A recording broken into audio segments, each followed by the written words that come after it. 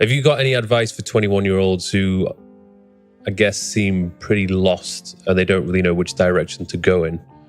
What would you offer to those guys in terms of advice? Oh, I've got loads of pieces of advice. Loads. If you don't know what to do, don't go to university. Yeah. That's the first thing.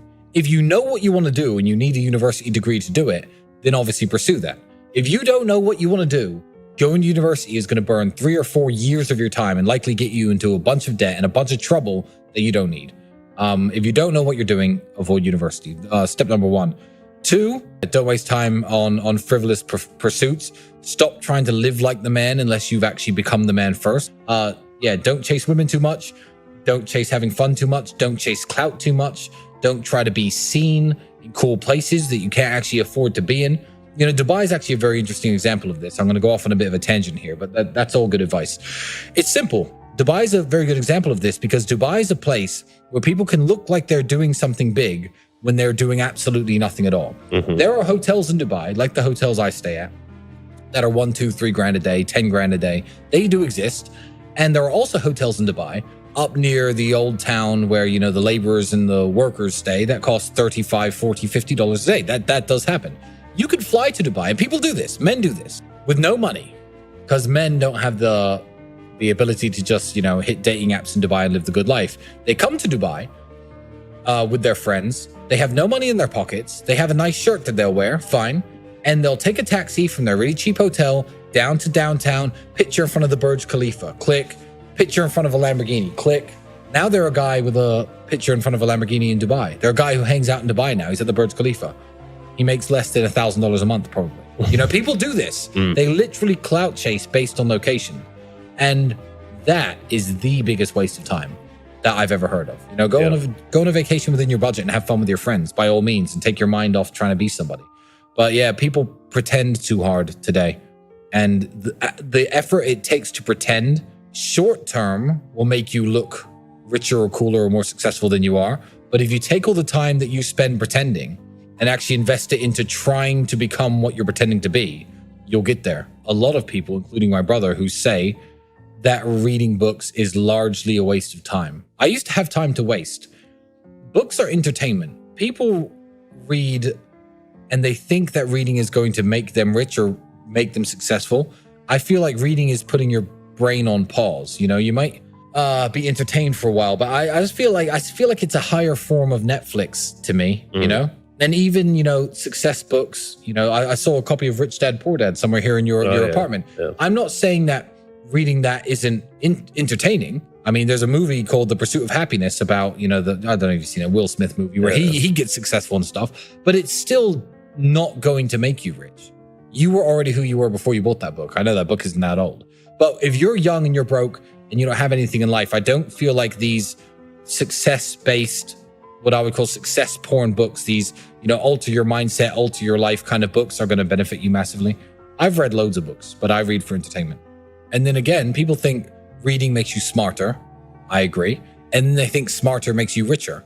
And I disagree. Mm-hmm. So again, some of the smartest people in the world are flat broke, working in some university somewhere, explaining, you know, physics theories to a bunch of kids who've paid their tuition fees. Some of and they're broke. So no, smart doesn't necessarily equal rich. So don't think reading equals smart, smart equals rich. I would avoid books, actually, if I was trying to make something of myself and trying to make money. I would avoid books besides maybe half an hour before going to sleep. So I ran a business with my brother that failed before I was 21 years old. That qualified me more to run a successful business than anyone who from age 18 to 23 studied business at university for 5 years and got a master's in business.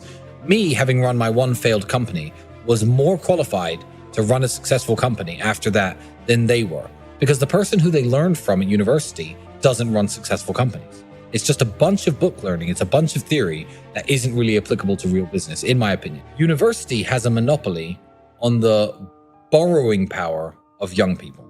The financial borrowing power that I have as a multimillionaire is huge. Young people have none. If you're 18, 19, and you try to get a loan, you can't get one.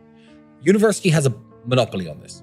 So if you're in the United Kingdom, and this is very, very sad, and you are 18 years of age, and you go to a bank with a great plan. You say, I am going to start a business. My name's Tristan Tate. I'm 18 years old. The bank's already not interested. But let's say they even heard you out and you had a nice, solid business plan.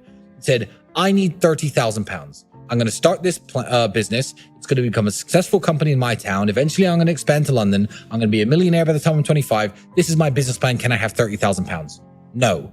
It will be no 100% of the time. If you're an 18-year-old kid and you say, hey, I want to be a pilot. I don't want to join the military and fight your bullshit wars that you want us all to fight to get a pilot's license. Plus, a lot of pilots, they want you to go to university first nowadays. But regardless, I want to be a pilot. Can I borrow £30,000? I need this many hours of flying time at this airfield on these aircraft. If I complete all these various hours, I'll have a pilot's license by the time I'm 21. Then I want to apply to work for airlines. Can I borrow some money, Mr. Banker? No. Hi, I don't really know what I want to do with life. I'm 18. Don't really know what I want to do. So I'm going to study business, economics. Oh, here's your check for 60 grand, 70 grand. Ching, ching. Here you go. Enjoy paying it back one day. They have a monopoly on the borrowing power of young people. And I don't believe that if the battlefield was fair and amounts of money were offered for things like pilots' licenses, for things like business ideas, startups, I feel like if the borrowing power of young people was not concentrated and monopolized by university, young people could flourish so much better and so much more. Mm-hmm. But it is, which is why I'm going to plug very quickly the Real World, the educational platform myself and my brother have. We have 18 millionaires teaching 18 different modern ways of wealth creation. And it's $149 a month to join, but $49 a month after that to stay inside. $49. Everyone makes $49. And now you have 18 actual millionaires giving you lessons and telling you how to make money. Before you want to go to university, if you don't know what you're doing, go to the faculty car park. Go to the parking lot of your university where the teachers park and look what they're driving. You won't see one car that you'll ever want. Ever. So these are the people who are teaching you. These are the people who you're listening to.